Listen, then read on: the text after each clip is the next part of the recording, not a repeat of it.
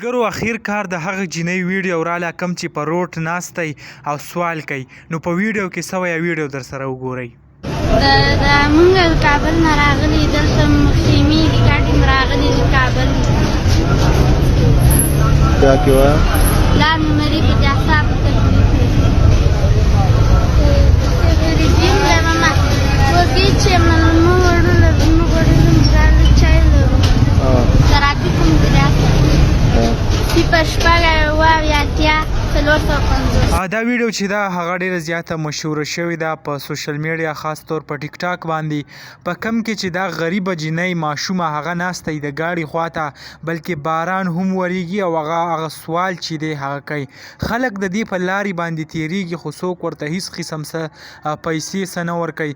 ډیر زیات ښایسته یو ماشومه ده، تاسو هغه په دې وخت په سکرین باندې کتې هم شئ.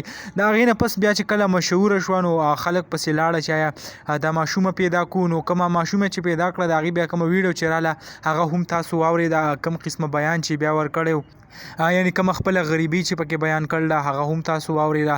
دې نه علاوه لکه ډېره زیاته ښایسته رن د دې د وجې نه هغه مشهوره شوه خو د غربت کم څپېړې چې دي هغو وهلې ده نو داسې رنګ یې وله کړی دی.